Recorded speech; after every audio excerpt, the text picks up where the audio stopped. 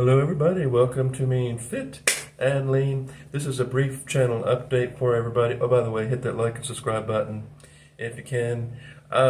So what we'd like to talk about in this update is just where I am right now. I know I've been stuck at 270 for the last 4 months, but in that time I've really learned about my triggers and what to do, and so I was trying to mix it up a little bit. Some days I only have 2 meals, like breakfast and supper. I might even skip dinner in the middle.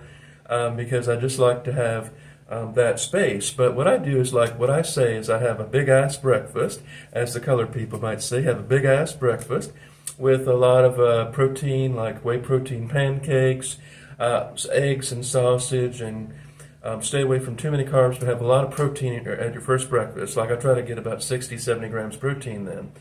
Then for my supper, I have like a light, maybe lean hamburger, some cottage cheese, and a handful of nuts.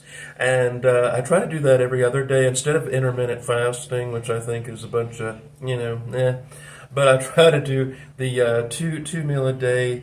Sometimes I get so busy, and because I have irritable bowel syndrome, it does make it's inconvenient for me to eat too frequently, because it means more trips to the bathroom. So sometimes, like, I have to go to work, so I just have breakfast. Then I work, and then I come home and have my supper. And then that's it for the day, and then I don't feel hungry. I really don't feel hungry doing that. I've also eliminated a lot of my Sunday dessert splurges. The only kind of dessert I really let myself have is chocolate. I have chocolate everything, but I try to keep it even that under wraps and try not to overdo it. I do have coffee, but sometimes coffee triggers migraine headaches for me, so I try not to do too much coffee, but I do some coffee, but I don't want to have too many headaches and that sort of thing. I was thinking, folks, that as I do my weight loss, I am never giving up the goal of being fit and lean. And I do reckon that if I got down to 210 or 220, I would probably not be what they call slim and trim, but I definitely would not look overweight at that. I would probably be pretty healthy. I can do a 7 to 8 mile bike ride as it is, and for a lot of people that's considered heavy duty, but for me it's not. It's nothing. I have very big legs. I think people underestimate how strong us fat folk are. I saw a lady on my 600-pound life, this big black lady. She was about 700 pounds, and she had no trouble walking down the street. She just walked like it was nothing. How strong she must be to carry all that weight.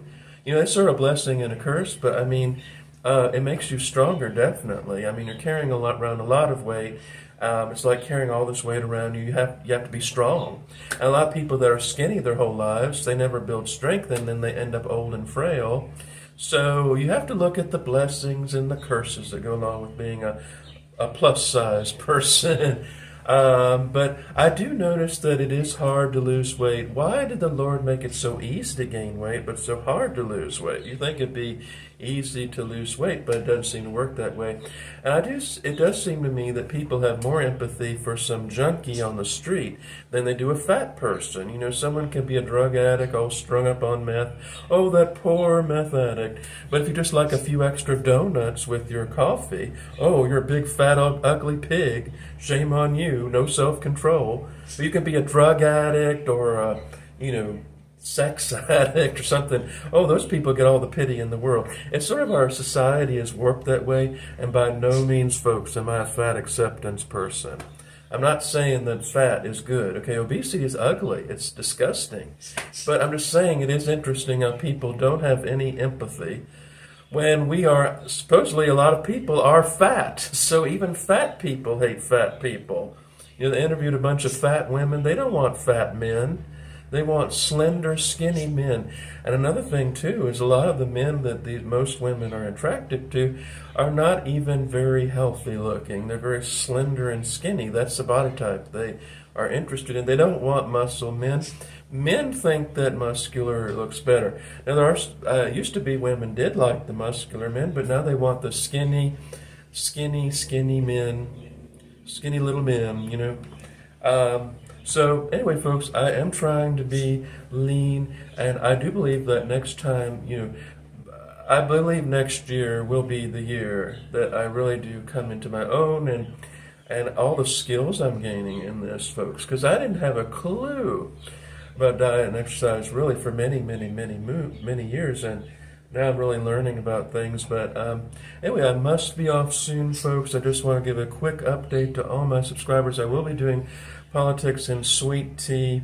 I'm just trying to think of what to start off. I think I'll just start off with a general, where I sit politically. Hello, my name is Meat Skelton, and I have an opinion. That's what I'll start off with, and just talk about, my political heroes like Pat Buchanan and General Robert E. Lee, and who else was my grandfather's favorite, George Wallace. In fact, we have an autographed picture of George Wallace that's somewhere around the house.